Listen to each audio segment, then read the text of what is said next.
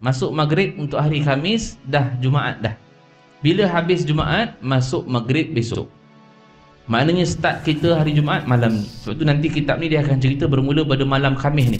Apa nak kena buat, preparation, al-isti'dad, apa nak kena buat. Jadi dalam satu tempoh ni, daripada malam ni maghrib sampai maghrib depan,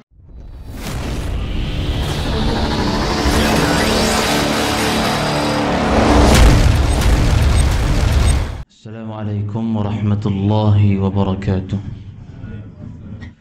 Dihormati pengerusi, para imam, para bilal, tuan guru, para alim, ulama, para asatizah, ahli-tuan kuasa serta tuan-tuan dan puan-puan yang dirahmati Allah sekalian.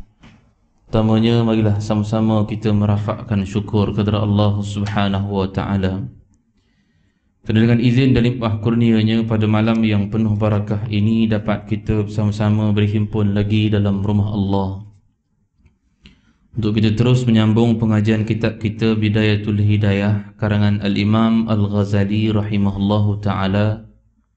Kita sampai pada muka surat yang ke-100 pada tajuk yang ke-13 tentang Adabul Jum'ah, adab-adab hari Jumaat. Tajuk yang ke-13 iaitu pada bahagian yang pertama dalam kitab ini. Kitab ni ada 3 bahagian saja. Saya suka ulang bagi kita nampak dalam kitab ni ada apa. Jadi dalam bahagian yang pertama, Imam Al-Ghazali dia ceritakan tentang kehidupan seharian kita 24 jam.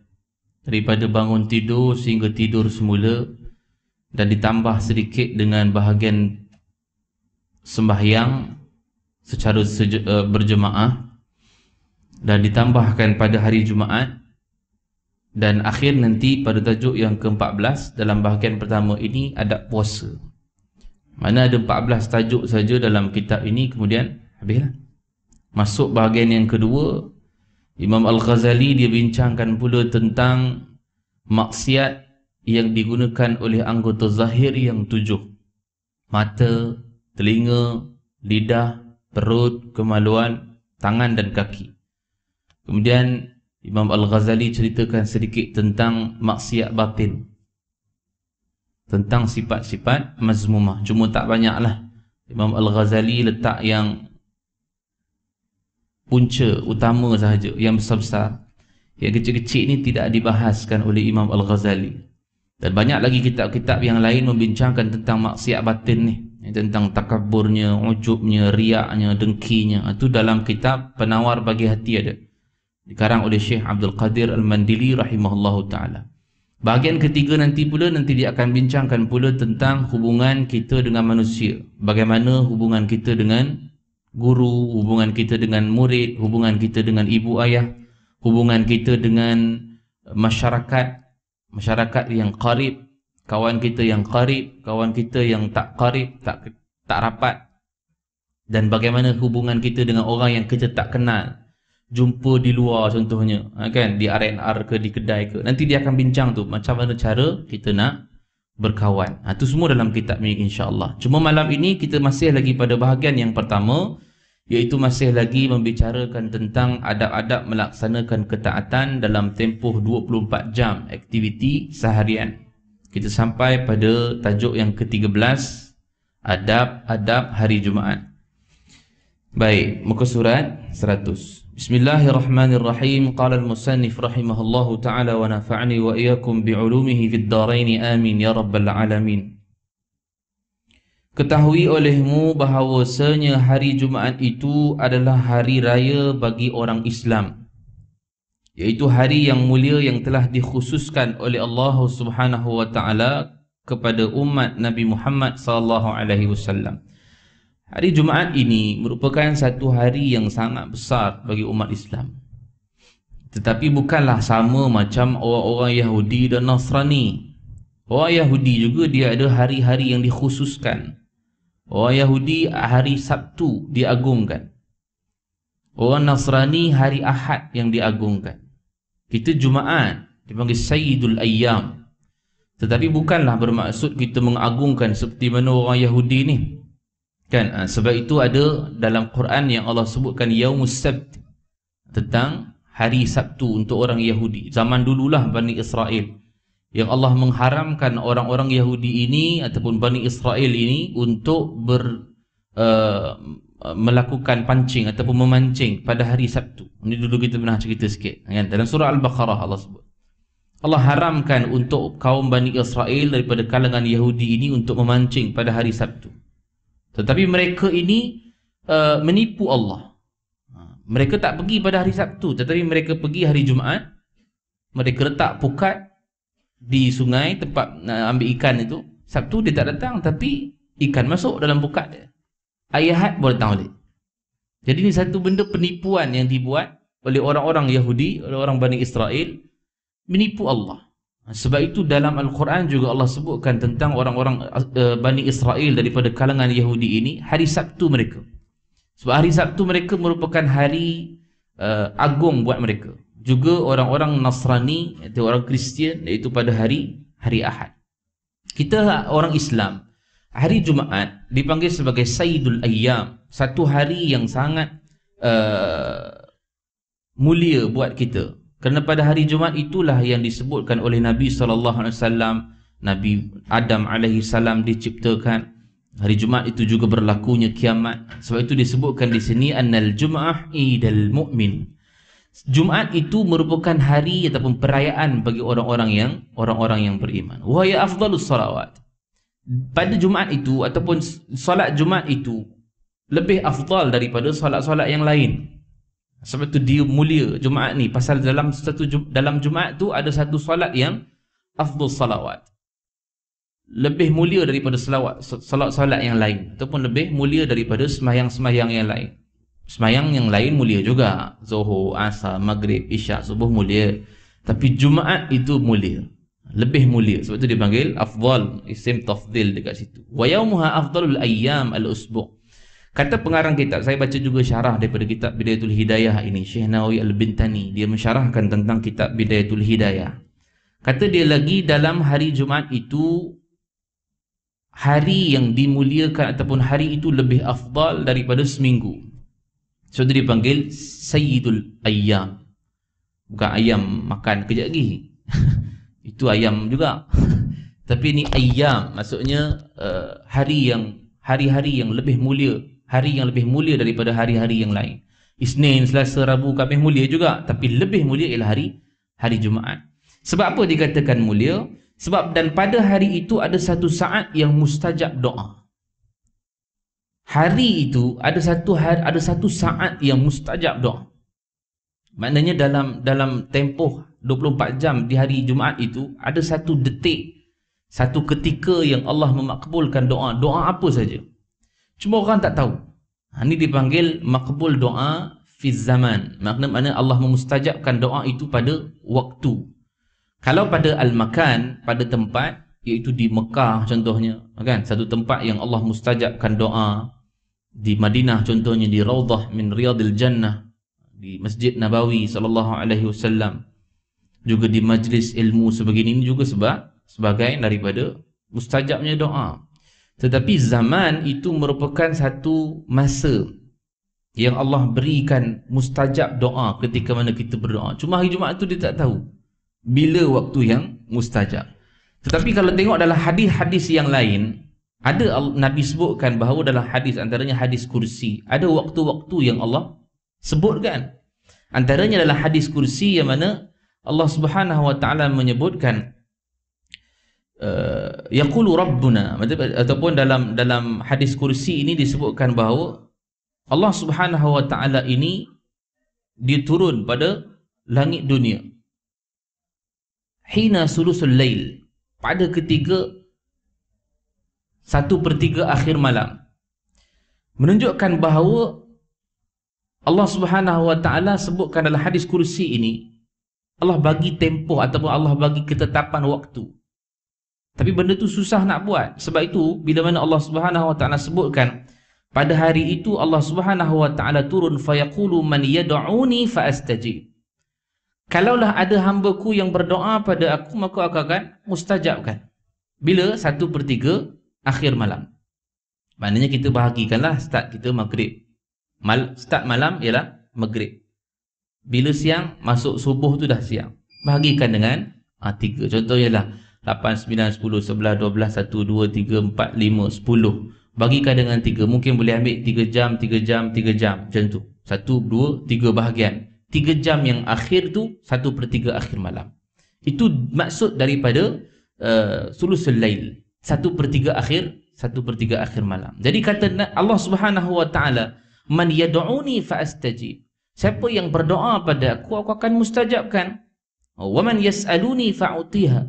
Siapa yang minta pada aku akan beri pada dia. Dan kata Allah, "Wa man yastaghfiruni fa'aghfir lahu." Siapa yang mohon ampun kepada aku akan ampunkan. 3 benda ni yang biasa masyhur kita dengar kan. 1/3 akhir malam Allah turun ke langit dunia. Ni jangan fikirlah turun macam mana ni. Maknanya Allah nak bagi kita mudah. Bermaksud siapa yang minta pada Allah, berdoa pada Allah, minta ampun pada Allah, semua Allah mustajabkan. Jadi ada satu hari itu yang Allah bagi, dalam satu hari ada satu saat yang Allah bagi, yang Allah tetapkan, yang Allah bagi tahu 1/3 akhir malam. Tapi susah nak buat. Jumaat pun sama, dalam seminggu pun ada satu masa, satu ketika yang Allah bagi, iaitu pada hari Jumaat. Cuma di sini tak tahu pula tempat masanya. Juga banyaklah disebutkan dalam kitab syarah-syarah hadis, ada yang mengatakan bahawa hari Jumaat itu bertepatan ketika mana imam naik ke atas mimbar sampailah habis salam. Ada pandangan yang begitu. Banyak lagi pandangan-pandangan yang lain. Ada yang kata di akhir nahar, akhir siang, maknanya waktu asar tu, itu waktu mustajab doa pada hari Jumaat. Itu khilaf para ulama, berbeza-beza daripada sudut masa yang ditetapkan. Sebab tak dikhususkan oleh Nabi. Sebab apa tak dikhususkan? Sebab nak bagi kita hari Jumaat tu sentiasa berdoa. Pagi tu maknanya ni lah start sekarang ni sebenarnya ni. Ni dah Jumaat dah ni. Ni dah Jumaat dah. Masuk maghrib untuk hari Khamis, dah Jumaat dah. Bila habis Jumaat, masuk maghrib besok. Maknanya start kita hari Jumaat malam ni. Sebab tu nanti kitab ni dia akan cerita bermula pada malam Khamis ni. Apa nak kena buat? Preparation, al-isti'dad. Apa nak kena buat? Jadi dalam satu tempoh ni, daripada malam ni maghrib sampai maghrib depan, yang ini kena banyak berdoa. Sebab tak tahu mana satu masa yang mustajab doa, yang kita nak doa kepada Allah Subhanahu wa taala, waktu tu bertepatan. Kita boleh doa, mungkin kita main tembak saja. Saya rasa Ustaz, mungkin pukul 9 kan kata dia. Siapa yang beritahu? Tak ada orang beritahu. Kan? Sebab itu dalam keadaan Nabi bagi tahu begini untuk kita nak sentiasa beribadah. Kenapa Allah tak bagi tahu kita waktu umur mati? Supaya senang kita buat persiapan, ataupun supaya kita buat persiapan untuk bersedia untuk mati. Kan kita sebut dulu kan, kalau ada orang tahu mati dia, maka tak ramai orang nak beribadat. Pasal dia tahu. Kenapa kita tidak dibagi tahu oleh Allah tentang hari, malam ataupun malam Lailatul Qadar? Malam tu dah Lailah dah. Malam Lailatul pun malam juga. Kan? Malam Lailatul Qadar, malam Al-Qadar. Kita sebut gitu saja kan, malam Lailatul Qadar. Lailah tu malam lah tu. Jadi Lailatul Qadar ataupun malam Al-Qadar. Kenapa tak dibagi tahu? Kerana malam itu satu hari yang lebih baik daripada 1000 bulan. Satu malam yang lebih baik daripada 1000 bulan. Jadi dalam keadaan Allah tak bagi tahu waktu tarawih ataupun waktu Lailatul Qadar ni bila, menunjukkan daripada 1 Ramadan sampai habis Ramadan, 30 Ramadan, kena buat. Jadi kalau orang yang buat ini, pastinya dia akan dapat kan? Dapatlah. Pasal dia buat. Mustahil tahun tu tak ada. Tak ada Lailatul Qadar. Saya ingat malam ni, saya ingat tahun ni Ustaz, Ramadan tak ada Lailatul Qadar ni Ustaz. Sebab tahulah, saya tengok pokok di rumah saya tak sujud. Dia tengok pokok rumah dia sujud tidak. Sebab orang Melayu kita ni banyak pengaruh macam tu. Kan? Pokok sujud lah, air beku lah. Setiap ais dalam rumah dia beku dah ais tu. Tak ada dia kata Lailatul Qadar. Kita bukan tengok dia sujud ataupun tidak.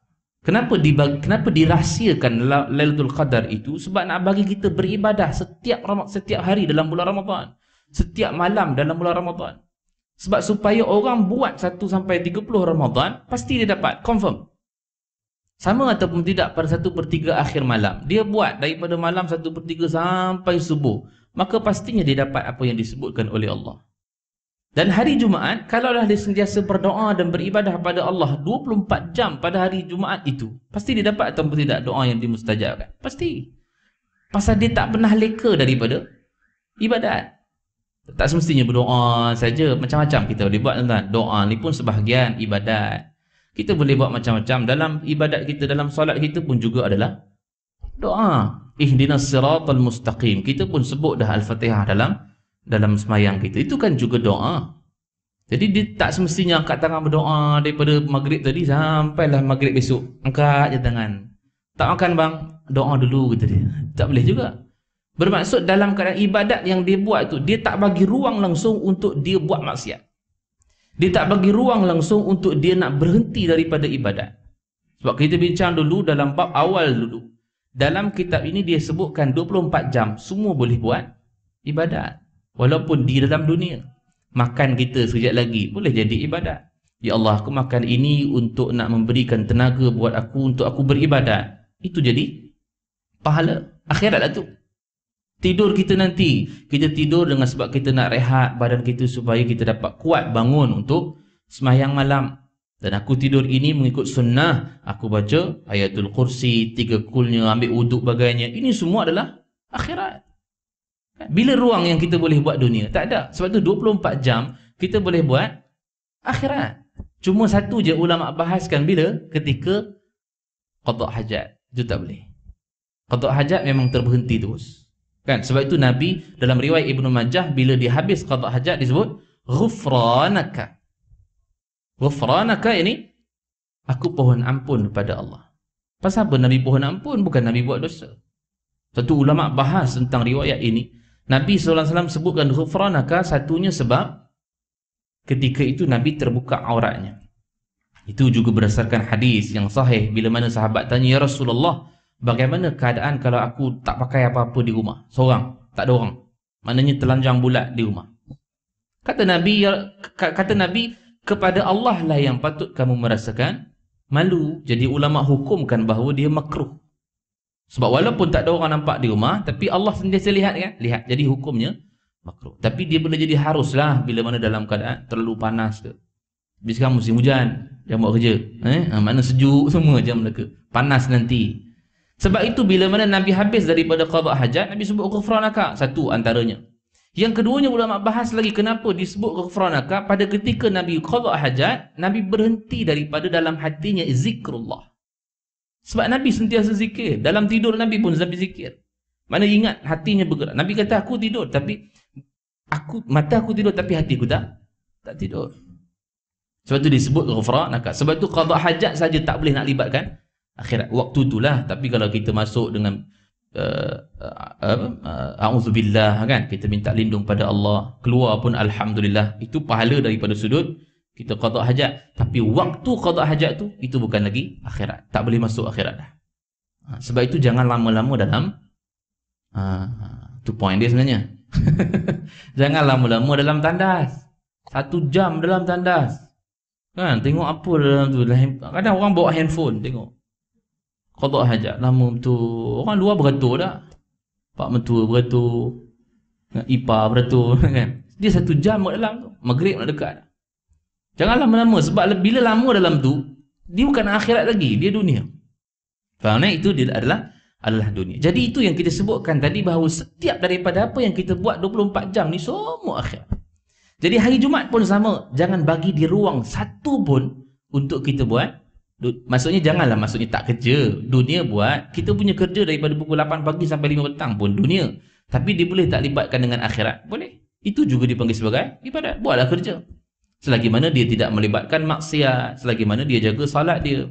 Tak ada perkara-perkara yang dosa dalam pekerjaan dia. Jadi hari Jumaat tu tempoh dia adalah untuk beribadah kepada Allah Subhanahu Wa Taala. Sebab tu ada hari-hari, ada negeri-negeri yang dicutikan pada hari Jumaat kan.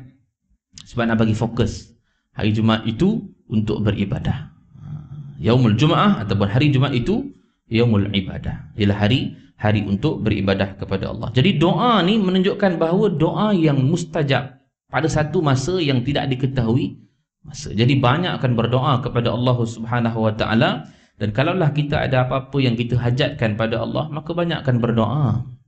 Jangan kita anggap bahawa Allah tahu Ustaz, saya tak payah minta pun. Memang Allah mengetahui, kita pun tahu Allah ini alimun hakimun. Allah ini alim, maha alim, ataupun Allah ini adalah maha mengetahui, lagi maha bijaksana. Kita tahu. Tetapi Allah nak tengok kita ini statusnya sebagai Abdullah, sebagai hamba Allah. Kita pun tahu kalau kita tak minta pun Allah bagi. Kan? Pagi tadi siapa yang minta? Ya Allah, bagilah aku makan breakfast roti canai, ya Allah, pagi ni. Ada kita minta? Tak ada. Tapi Allah bagi juga pagi tadi kita makan roti canai. Kita tak minta pun, tapi Allah bagi. Sebab itu kita ni sebagai kedudukan abdun ataupun sebagai hamba kepada Allah Subhanahu Wa Taala. Yang itu sebenarnya Allah nak tengok, kalau betul kau ni hamba, aku Tuhan, mintalah pada aku. Ud'uni astajib lakum, kata Allah. Minta pada aku akan mustajabkan. Kalau tidak, tak akan keluar ayat ini. Kan? Rabbukum ud'uni astajib lakum. Tuhan kita ni mana menunjukkan bahawa minta pada Allah, minta pada aku, kata Allah. Astajib lakum, aku akan mustajabkan. Wa idza sa'alaka 'ibadi anni fa inni qarib ujibu da'watad da'i idza da'an falyastajibu li wal yu'minu bi la'allahum yarshudun. Doa yang Allah katakan dalam ayat ini, Allah katakan siapa yang minta ni aku akan mustajabkan. Falyastajibu li. Mana menunjukkan bahawa Allah mustajabkan doa bila ada orang yang minta. Cuma kadang-kadang kita nak minta doa, minta lama dah Ustaz, tapi tak dapat. Kalau dia argue benda tu, maknanya kalau dia persoalkan benda tu, memang takkan dapat. Kan? Sebab dia kena husnuzan pada Allah. Mungkin jadi lambat. Mungkin jadi Allah tukarkan dengan benda yang lain. Kita pun tak tahu. Kita tak dapat benda tu. Kenapa aku tak naik pangkat kerja dah 10 tahun, pangkat tak naik. Mungkin Allah tak bagi kita yang itu dengan sebab mungkin naik nanti kita dah berubah. Ada sebab kenapa Allah tak bagi. Kan? Macam kita lah, anak kita nak pegang pisau, kita pun tahu. Mana nak pegang pisau, boleh tak? Boleh, tapi dia mungkin membahayakan dirinya, kita tak bagi lagi. Tunggu dia besar dulu, umur 21 tahun, baru bagi pisau. Jadi dia tahulah benda kegunaan tu, supaya dia selamat dengan menggunakan pisau tadi ni. Sebab itu doa pada Allah dia jangan persoal. Boleh jadi ada benda yang Allah bagi elok, ada benda yang Allah bagi benda tu jauh lagi daripada kita.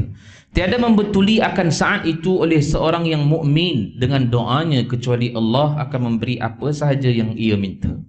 Sebab itu bila mana kita sebutkan tentang hari Jumaat, apa sahaja yang diminta oleh manusia, hamba Allah, maka akan mustajab. So jangan doa benda pelik-pelik, kan? Cakap benda pelik-pelik, mustajab nanti. Marah orang tiba-tiba kau dilanggar lori lagi bagus, kan? Cakap dekat anak pula lagi, kan? Memang jadi sungguh lah kalau dia mustajab, kan? Nak hari Jumaat memang waktu tu kita tak tahu waktu bila, tapi kita duk maki hamun orang. Nak pula yang kita maki tu adalah keluarga kita sendiri, cakap pada suami, cakap pada isteri, celaka lah bagai apa semua, celaka betul nanti. Kan? Sebab benda tu adalah kata-kata ni adalah doa. Bila kita bercakap benda tu dia akan jadi mak. Apatah lagi kalau mak dan ayah yang bercakap, lagi mustajab, tak payah tunggu Jumaat dah. Mustajab terus kalau mak ayah ni berdoa, kan? Mustajab terus. Sebab itu Allah bagi kuasa, bukanlah maknanya kuasa doa tu terus mustajab, tapi Allah bagi lebih pada mak dan ayah ini, kata-katanya itu menyebabkan terjadinya betul apa yang didoakan kepada anak. Sebab mak ayah doanya mustajab. Maka bersiaplah engkau menghadapi hari Jumaat itu mulai dari petang hari Khamis lagi. Inilah petang hari Khamis tadi sebelum maghrib. Persiapkan sebelum masuk Jumaat itu, persiapkan apa?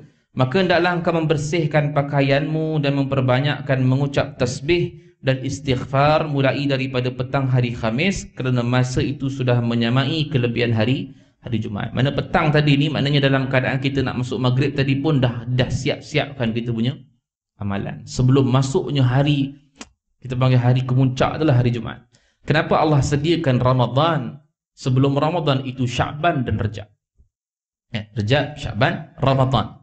Boleh je Allah terus buat Syawal dulu baru Ramadan. Tak ada orang puasa pula nanti, kan? Pasal raya dulu. Tapi nak sebutkan kenapa Allah letak Rajab dulu, Sya'ban, kemudian Ramadan. Sebab kedua-dua, tiga-tiga bulan ini dia mulakan dahulu walaupun sunat. Ada puasa Rajab, ada ibadat-ibadat Rajab. Rajab ini ialah hari ataupun bulan-bulan yang haram. Sya'ban ini ketika mana Nabi sebutkan bulan yang Allah angkat dia punya kitab-kitab amal supaya orang bersedia sebelum menghadapi bulan yang kemuncak ni. Kan? Bulan kemuncak ialah bulan Ramadan. Pasal apa? Dalam bulan Ramadan ini ada satu malam yang istimewa dipanggil Lailatul Qadar. Dan semua apa ibadat dalam bulan Ramadan ini digandakan oleh Allah pahalanya. Jadi sebelum nak pergi ke puncak, Allah perintahkan seolah-olah Allah suruh kita training dulu dekat Rejab dan Sya'ban. Sama Jumaat ni, sebelum masuk Jumaat Allah suruh training dulu supaya kita ni boleh terus istighfar, terus tasbih bila sebelum nak masuk Jumaat ini. Sebab itu kata Allah dalam surah Al-Ahzab ayat 41, ya ayyuhalladzina amanu zkurullaha dzikran katsira. Wahai orang-orang yang beriman, uzkurullah, zikir pada Allah. Zikran kathiran, iaitu dengan zikir yang banyak. Zikir yang banyak bermaksud kena banyak berzikir. Tasbih, tahlil, tahmid, takbir, hauqalah, apa lagi? Macam-macam kita boleh. Selawat. Nak pula hari Jumaat, lagilah banyak selawat. Man salla alayya salatan sallallahu alaihi biha asyara. Siapa yang selawat padaku sekali, kata Nabi SAW, maka Allah akan selawat padanya 10 kali. Selawat saja. Kita selawat pada Nabi kan, Allahumma salli ala Sayyidina Muhammad wa ala ali Sayyidina Muhammad. Allah selawat pada kita 10 kali. Dan macam mana Allah selawat pada kita, Ustaz? Selawat Allah ini bukan macam selawat kita dengan Nabi, beza. Kan? Allah selawat pada Nabi, beza. Malaikat selawat pada Nabi, beza. Kita selawat pada Nabi, beza. Sebab tu dalam surah Al-Ahzab Allah sebut, innallaha wa malaikatahu yusalluna 'alan nabi. Ya ayyuhalladzina amanu sallu alaihi wa sallimu taslima. Sungguhnya Allah dan para malaikat itu berselawat ke atas Nabi. Biasa kita dengar ayat ni waktu bila nak? Jumaat. Bilal kan, sebelum imam naik. Tapi itulah saya nak kena bagi tahu juga supaya tak ada orang leka waktu ni. Sebab dia tak tahu nak buat apa. Kan diseru tu, sesungguhnya Allah dan malaikat berselawat ke atas Nabi. Kemudian disambung, ya ayyuhalladzina amanu sallu alaihi wa sallimu taslima. Itu perintah. Bilal kata, wahai orang yang beriman, walaupun itu adalah kalam Allah, Bilal suruh, orang beriman, selawatlah kamu kepada Nabi. Imam pun naik, kita turun kan, kepala tidur, tak tahu nak buat apa. Waktu ni selawatlah. Kan Bilal suruh tadi, sallu alaihi wa sallimu taslima. Selawat, sekurang-kurang kita selawat Allahumma salli ala Sayyidina Muhammad. Lagi bagus selawat Ibrahimiyah seperti tahiyat akhir. Lepas tu tengah duduk antara dua khutbah, orang tak tahu nak buat apa. Kan tengah khutbah, nak beri khutbah kedua, ada perintah lagi daripada imam tu. Barakallahu li wa lakum bil Qur'anil azim wa nafa'ni wa iyyakum bima fihi minal ayati wa dzikril hakim wa taqabbalanni minkum tilawatahu innahu huwal ghafurur rahim. Aqulu qawli hadha wa astaghfirullahal azim li wa lakum wa lisairil muslimina wal muslimat wal mu'minina wal mu'minat fastaghfiruh. Itu perintah. Mohonlah ampun pada Allah. Tapi berapa ramai yang tak mohon ampun pada Allah? Waktu tengah nak berhenti tu, istighfarlah pada Allah. Melayu pun tak apa. Melayu pun tak apa. Fastaghfiruh faya fawzal mustaghfirin wa ya najatat taibin. Kita masuk Jumaat ni, nanti kita akan ceritalah ni, supaya kita dapat tahu besok, besok Jumaat. Besok Jumaat Bilal dah bagi tahu, ya ayyuhalladzina amanu sallu alaihi wasallimu taslima, aku kena selawat. Imam dah baca khutbah, nak masuk khutbah yang kedua, dia nak rehat tu kan, tengah duduk antara dua khutbah. Itu dalam mazhab Syafi'i itu rukun, mesti duduk antara dua khutbah tu, berehat sekejap. Jadi dalam keadaan waktu direhat itu, kita istighfar pada Allah.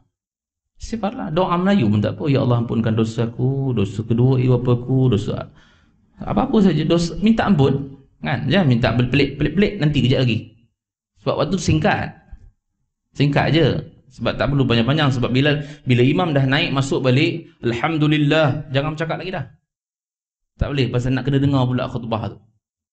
Sebab tu dia sarankan itu untuk istighfar. Bukanlah jadi wajibnya, tapi kita kena tahu waktu Jumaat tu apa berlangsung tu. Tak tahu. Lama dah sembahyang Jumaat tapi tak tahu apa benda nak kena buat. Hari ni tahu, alhamdulillah. Allah pilih kita malam ni untuk kita faham apa berlaku pada hari Jumaat tu sebenarnya. Jadi sebab itu, bila mana kita sebutkan persiapkan diri kita pada hari Khamis petang lagi untuk preparation nak hari Jumaat. Ana uzkurullaha zikran katsira, perbanyakkan zikir pada Allah dengan zikir yang banyak. Bermulalah kita nak buat macam-macam tasbih. Persiapkan kita punya pakaian. Pakaian apa yang nak kena siap ni? Kalau dalam hadis Nabi sebutkan hari Jumaat ataupun Jumaat ni bagusnya baju warna putih. Putih itu bagus hari Jumaat. Tapi bukanlah maksud wajib. Kan? Boleh pakai baju warna biasa pun, tapi afdalnya warna putih. Sebab Nabi bukan ada baju putih saja, Nabi ada baju warna lain banyak. Hitam ada, merah ada, hijau ada. Itu semua baju-baju Nabi, semua cantik-cantik. Tapi Jumaat ini Nabi khususkan pada hari Jumaat. Kalau ada lah, kalau tak ada tak apa, tak ada masalah. Besok mungkin boleh beli kan. Minggu depan hari Jumaat. Kita sebab dijadikan dekat sini apa sahaja? Aidul Mu'minin. Dijadikan sebagai perayaan orang-orang beriman. Raya kita, Aidil Fitri dengan Aidul Adha. Aidil Adha tak ada lah rasanya. Aidil Fitri. Nak raya tu, berapa ramai yang kita tukar baju. Baju Melayu. Siap bertanjak lagi bagai kan. Sekarang musim tanjak je semua. Kan? Maknanya nak raya Fitri ni, nak raya puasa ni, dia punya preparation dia tu subhanallah. Kalau budak-budak ni baju 3 helai baru. Seluar Yankee, orang lama dah ya, seluar Yankee. Kasut lagi, topi pula, cowboy. Masya-Allah. Pasal raya biar Aidil Adha orang tak buat ni, biasa tak buat. Padahal Aidil Adha lagi besar pada Aidil Fitri. Ni pun nak kena tukar ni. Kita punya mindset, pikiran kita. Adha besar lagi daripada Fitri. Fitri ni satu hari je raya. Bukan satu hari lah, daripada malam tu sampai imam baca khutbah, itu saja. Tu je Fitri. Adha ni sampai 4 hari. 10, 11, 12, 13, 4 hari tu raya. 4 hari tu bertakbir membesarkan Allah. Itu besar. Jadi kalaulah Aidil Fitri itu diibaratkan punya seronok dengan pakaian barunya, dengan macam-macam wangi, makanan lagi. Jumaat pun sama, sebab Jumaat ini ialah Aidul Mu'minin. Dia raya pada orang-orang yang beriman. Jadi persiapkan juga siap-siap baju kita. Mana kita nak siapkan hari Jumaat, tak boleh pakai baju biasa lagi dah. Hari Jumaat kita kena pakai baju cantik-cantik, sebab itu adalah ni khusus untuk orang lelaki ni. Orang perempuan nanti kita cerita apa nak kena buat nanti. Orang perempuan sian datang tengok hari Jumaat pula dibincang. Jumaat orang perempuan macam-macam boleh buat, jangan risau. Tolong suami boleh, pahala sama kan. Bang tak apa, hari ni hari Khamis saya tolong abang gosok baju, selesai kan urusan orang laki-laki, pahala sama. Dia kata hari Jumaat saya boleh datang tak Ustaz sembahyang Jumaat? Boleh ya. Jumaat untuk orang perempuan boleh. Pastikan jangan ganggu saf orang laki-laki, sebab kadang penuh nak pula saf sekarang ni, memang jarak, tak payah datang lah ceritanya kan. Kita pula datang terpaksa asingkan pula 3-4 orang atas tu muslimat, yang lain terpaksa jauhkan diri, dah makan ruang pula lagi kan. Buat masa ni tak payah dulu lah. Tapi kalau ada nanti dah habis PKP, boleh tak datang? Boleh, tak ada masalah. Macam kita di Mekah kan boleh pergi kan, campur-campur habis laki perempuan. Kita dulu takbir Allahu Akbar, depan laki rukuk naik balik, perempuan pula tadi. Pasal di Mekah tu dia campur habis lah. Jadi gitu. Jadi raya ataupun Jumaat itu ialah merupakan hari raya. Maka persiapkan pakaian, banyakkan tasbih, istighfar, mulai daripada petang Khamis lagi. Dan berniatlah engkau untuk berpuasa pada hari Jumaat, tetapi hendaklah puasa itu engkau sertakan dengan puasa hari Khamis atau puasa hari Sabtu, kerana ada larangan bagi mengkhususkan berpuasa pada hari Jumaat. Jadi kalau kita nak puasa, maka puasa iring dia. Khamis atau Jumaat atau Sabtu, boleh kita iringkan dia. Okey, tapi orang tanya, Ustaz macam mana kalau hari Jumaat tu saya nak puasa Jumaat, tapi hari tu hari apa? Arafah contoh. Hari tu hari 10 Muharram kata. Kalau yang itu ditetapkan pada tarikh jatuhnya Jumaat sahaja satu, itu tidak menjadi masalah. Kata Imam Nawawi dalam kitab Majmu', itu tidak menjadi masalah, sebab bukan kita yang nak puasa sunat kat situ. Itu puasa yang telah ditetapkan, maka tarikhnya jatuh pada hari Jumaat. Kita nak puasa satu hari itu saja.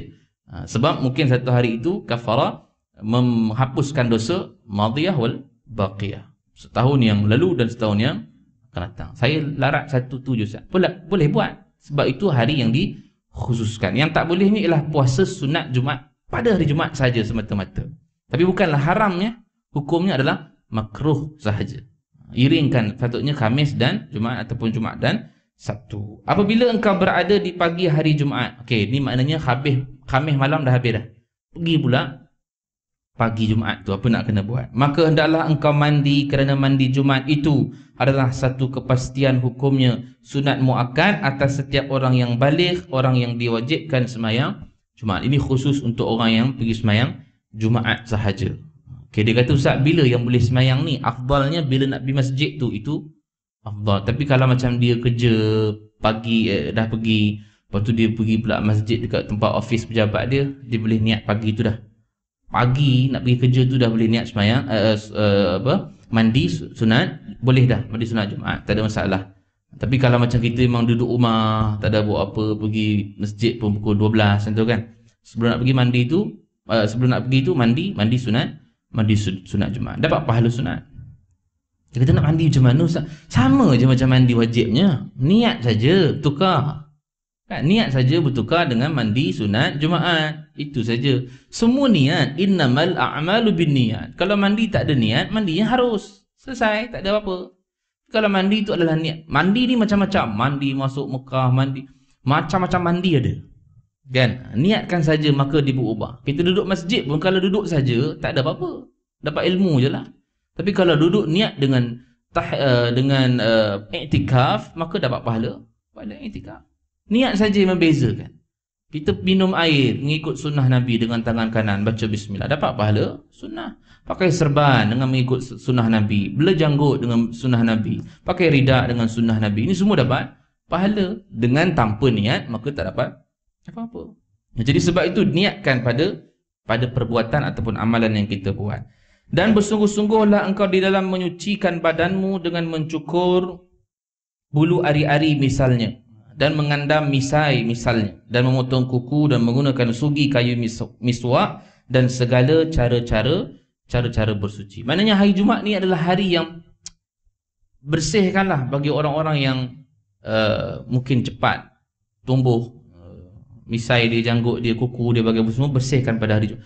Tapi kalaulah macam panjang sangat dah, kuku hitam dah pun, hari ni baru hari Rabu, potonglah kuku bang, tak boleh, tunggu Jumaat afdal kata dia. Tapi kalau dah panjang hitam begitu, makan macam mana kan? Saya makan pakai sudu, iyalah sudu tu. Potong je lah, tak ada masalah pun. Cuma sunatnya buat pada hari Jumaat. Tapi kalau dah terlalu panjang, menyusahkan, maka berimas, dah comot, bersihkan sebelum Jumaat, tak ada masalah. Pahala juga sebab niat membersihkan. Sebab Islam kan bersih, Islam ajar kita bersih. Jadi kalau kita niat ini untuk bersih, maka dapat pahala. Cuma Jumaat punya pahala besar lagi.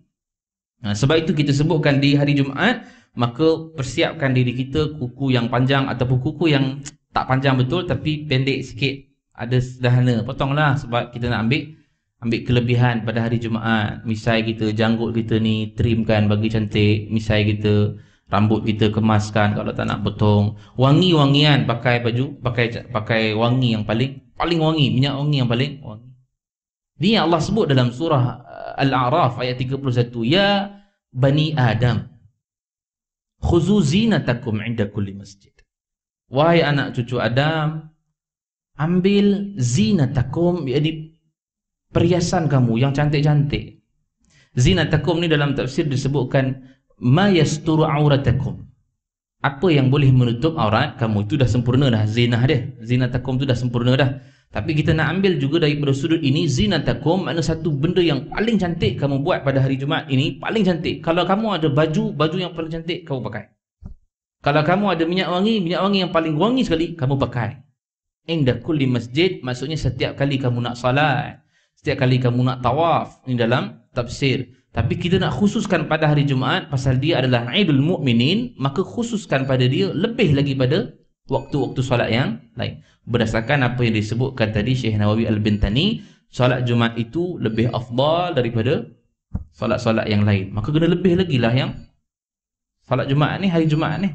Jadi perhiasan kita, kita punya kebersihan kita mesti lebih lagi daripada hari-hari yang lain. Kemudian ambillah perhiasanmu dengan pakaian yang putih, kerana itu lebih disukai di sisi Allah, dan pakailah minyak wangi sebaik-baik minyak wangi yang engkau miliki. Setelah itu bersegeralah engkau pergi ke masjid dan berjalanlah dengan perlahan-lahan dan penuh ketenangan. Maksud berjalan perlahan ni maksudnya datang awal.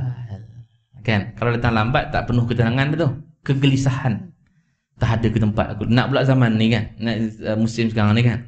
Tempat tak ada dah ni, habislah ni. Lewat. Ya. Sebab bagus juga sebenarnya kadang buat gitu kan. Dia latih kita untuk datang awal. Kan? Penceramah pun alhamdulillah juga. Dulu penceramah Assalamualaikum warahmatullahi wabarakatuh. 2 orang aja. Seorang sini, seorang sana. Hari ni Assalamualaikum, penuh masjid dah. Tu salah satu kelebihan. Jadi semangat sikit lah penceramah nak tazkirah Jumaat tu kan. Elok juga macam tu. Tak, satu laginya dia melatih kita untuk nak datang awal. Tapi bukanlah Jumaat saja. Tiap-tiap waktu sebenarnya kita datang awal ke masjid untuk kita nak dapat saf yang depan sekali. Bagusnya begitu. Ada AJK, ada pihak pengurusan, penuhkan dulu depan. Jangan bagi dia cari sendiri. Cari sendiri macam bercik belakangnya. Itu tabiat tu. Saya ujung-ujung Ustaz tadi. Ujung-ujung tu yang tak penuh tu tiba dah bangun, sini lopong, sana lopong. Bagus ada pengurusan yang tolong penuhkan di hadapan. Nak awal datang depan. Innallaha wa malaikatahu yusallu innallaha wa malaikatahu yusallina 'ala saffil awwal. Allah Subhanahu wa taala dan malaikat berselawat ke atas orang-orang yang saf, berada di saf paling hadap. Oh tadi saya tak huraikan tadi Allah selawat Nabi macam mana Baik, saya baik ingat balik yang ni. Innallaha wa malaikatahu yusalluna 'alan nabi ya ayyuhalladzina amanu sallu 'alaihi wa sallimu taslima. Allah dan para malaikat selawat ke atas Nabi. Allah selawat Nabi lain, malaikat selawat Nabi lain. Kita selawat Nabi macam kita selawat tu. Allah selawat kepada Nabi ialah Allah mengampunkan dosa-dosa Nabi. Mana dia maksum. Rahmat Allah turun pada Nabi. Rahmatlah, kita tak panggil ampunkan dosa pasal Nabi tak ada. Tapi rahmat Allah turun kepada Nabi. Malaikat berselawat ke atas Nabi ialah malaikat memohon kepada Allah supaya turunkan rahmat kepada Nabi. Jadi apa maksud yang Nabi kata man salla alayya salatan sallallahu alaihi biha asyara? Siapa yang selawat padaku sekali, maka Allah akan selawat padanya 10 kali. Maksud dia apa? Kita selawat pada Nabi sekali, Allahumma salli ala sayyidina Muhammad, Allah mengampunkan dosa kita 10 kali. Kita baru baca 1 kali selawat saja. Tu sebut beza antara Nabi, antara Allah selawat kepada kita, malaikat selawat kepada kita, beza, tak sama. Kita selawat pada Nabi lain. Itu kita punya selawat macam biasalah kita selawat. Tapi bila kita selawat hanya 1 kali saja, Allah bagi ampun pada kita 10 kali. Dah kalau hari itu kita khususkan hari Jumaat untuk selawat pada Nabi banyak, subhanallah. Agak berapa banyak Allah mengampunkan dosa kita kan. Ikhlas pada Allah supaya Allah boleh ampunkan dosa-dosa kita. Maka datang awal, supaya kita datang awal, kita dalam keadaan tenang berjalan. Kenapa? Kerana ada satu hadis Nabi SAW, Nabi sebutkan man raha fi sa'atil ula. Siapa yang pergi ke masjid dalam waktu yang pertama. Sa'ah al-ula ini waktu yang pertama lah, dia tak sebut jam yang pertama pasal dalam zaman Nabi tak ada jam. Waktu yang awal. Nanti kita akan tengok apa syarah dia sebut. Siapa yang pergi pada waktu yang awal, faka'annama qarraba badana, seperti dia telah mengorbankan 1 ekor unta, kata Nabi sallallahu alaihi wasallam. Itu untuk awal, waktu yang awal. Wa man raha fi sa'ati tsaniyah, siapa yang pergi pula untuk waktu yang kedua, sa'ah yang kedua, jam yang kedua lah kita panggil sebab kita ada jam sekarang. Faka'annama qarraba baqarah, maka seolah-olah dia telah mengorbankan 1 ekor baqarah, lembu. Turun sikit. Tadi unta mahal kan? Unta mahal. Lembu mahal, murah sikit. Mahal juga pasal orang ambil sebahagian saja. Kalau murah orang ambil seekor dah kan? Sebahagian mahal juga. Okey lah tu datang yang waktu kedua. Wa man raha fi sa'ati tsalitsah, siapa yang datang ke masjid pada waktu yang ketiga, jam yang ketiga, fa ka'annama qarraba kabsha, maka dia seolah-olah mengorbankan 1 ekor kibash, kambing. Biri-biri. Wa man raha fi sa'ati rabi'ah, siapa yang hadir ke masjid dalam waktu yang keempat, fa ka'annama qarrabat dajajah, siapa yang datang pada waktu yang keempat seolah-olah dia mengorbankan seekor ayam. Kecil sikitlah ayam ni. Wa man raha fi sa'atil khamisah, siapa yang datang pada waktu yang kelima, fa ka'annama qarraba baydah, maka seolah-olah dia mengorbankan sebiji telur saja. Baydah ni telur. Kata Nabi, qala fa idza kharaja al imam, maka bila mana imam telah keluar naik ke atas mimbar, tuyatis suhuf, maka telah dilipatlah suhuf, tutup buku, kehadiran tak dicatat lagi. Wa rufi'atil aqlam, maka diangkat pen untuk tidak dicatatkan kehadiran. Wajtama'at al malaikatu 'indal mimbar, kemudian berhimpunlah malaikat di sisi mimbar ataupun di bawah mimbar, yastami'una adh-dhikra, kemudian mendengar apa yang nak dinasihatkan oleh imam. Subhanallah, malaikat pun duduk dengar. Malaikat pun duduk dengar. Apa yang nak dapat dipahamkan hadis ini? Datang setelah mana imam dah Assalamualaikum warahmatullahi wabarakatuh, kehadiran telah tak ada, kosong. Tu kadang kalau bukan PKP tu kata tu ada yang di luar kan, sembang, makan pisang kan. Bila masuk, bila dah ibadallah innallaha ya'muru bil adli, baru buka selipar cari saf. Tak payah carilah, memang dah penuh, duduk luar saja.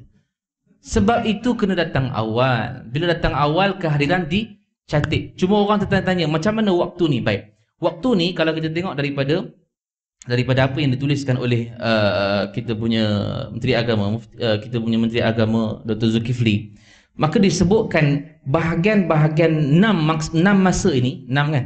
5. 5. Satu riwayat lagi disebut 6. Ada satu lagi riwayat ditambah 6, masa yang ke-6. Masa-masa ini dipecahkan, kata Imam Syafi'i atau mazhab Imam Syafi'i, dipecahkan daripada terbitnya fajar. Itu yang jumhur, mana mazhab Syafi'i memegang pada pandangan itu. Mana terbit fajar sampailah gelincir matahari, ataupun imam duduk di atas gelincir matahari lah, asalnya situ. Bila bergelincirnya matahari masuk waktu zuhur, pecahkan jadi 6. Contoh, ambil lah pukul 6.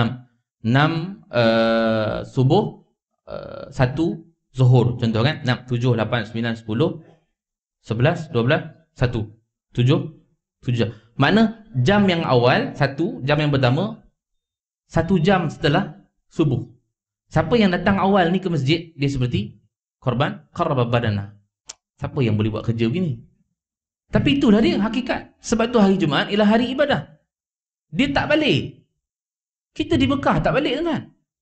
Betul, di Mekah daripada subuh sampai isyak tak balik, orang cari ingat hilang. Mana pula makcik ni pergi tak balik-balik, makan dah ke mana, balik malam pukul 12. Pergi mana makcik? Makcik itikaf saja. Itikaf di masjid. Tak balik. Boleh buat? Boleh buat kan? Boleh. Tapi sebab di sini memang susah sikit lah kan? Susah sikit. Tapi itulah hakikat yang ada. Antara yang memegang pandangan ini, maka pecahkan. Mungkin 1 jam keduanya pukul 2 jam setelah subuh. Pasal dia pecah 1 jam, sampailah nak masuk waktu zuhur, waktu Jumaat. Waktu itu seperti baydah, seperti korban. Tapi satu pagi riwayat yang ringan sikit, diambil daripada mazhab Maliki. Mazhab Maliki dia bagi dalam tempoh, sebab disebutkan sini. Ada satu lagi disebutkan tempoh yang 6 ni diambil setelah sebelum gelincir matahari. Maknanya sebelum gelincir ni, matahari atas ni, gelincir sikit masuk Jumaat, sekejap je. Waktu tempoh tu dibahagikan 6. Kalau yang ni kita, insyaAllah kita dapat al-badanah lah, kita dapat lah unta tu insyaAllah kan. Sebab semua orang datang hujung-hujung ni kan, insyaAllah dapat. Ini mazhab Maliki, dia pegang kepada pandangan itu. Tapi kalau daripada kitab syarah ini, kitab Marqil Ubudiyah, dia kata tak, bermula daripada terbit fajar masuk subuh, maka dibahagikan 6 sampailah hari Jumaat, sampailah salat Jumaat. Siapa yang datang awal, dia dapat unta. Datang awal lambat sikit dapat Baqarah. Datang lewat sikit dapat Kibash. Sampailah dapat telur saja. Itu di antara perbahasan daripada hadis ini. InsyaAllah kita berhenti sini. Nanti kita akan tengok pula nanti bila dah masuk, nak dekat-dekat waktu Jumaat, apa yang kita nak kena buat bila masuk ke dalam masjid dia. Sebab dia ada fasa-fasa dia. Sampailah nanti habis Jumaat pada maghrib hari Jumaat nanti insyaallah. Wallahu a'lam. Aqulu qawli hadza wa astaghfirullahal azim li wa lakum. Assalamualaikum warahmatullahi wabarakatuh. A'udzubillahi minasyaitonir rajim. Bismillahirrahmanirrahim. Alhamdulillahi rabbil alamin. Wassalatu wassalamu ala asyrafil anbiya'il mursalin wa ala alihi washabbihi ajma'in. Ya Allah Rahmanir-Rahim, kami menadah tangan mohon kepadamu ya Allah, ampunkanlah segala dosa kami, dosa kedua ibu bapa kami, dosa pasangan dan anak-anak kami, dosa kaum kerabat kami, dosa kaum muslimin dan muslimat sekalian ya Allah. Ya Allah, matikan kami dengan mati yang baik, jangan matikan kami dengan mati yang tidak baik. Kurniakan kematian buat kami dengan kalimah la ilaha illallah wa sallallahu ala sayyidina Muhammad wa ala alihi wa sahbihi wasallam. Walhamdulillahi rabbil alamin. Taqabbalallahu minkum. Tutup dengan tasbih.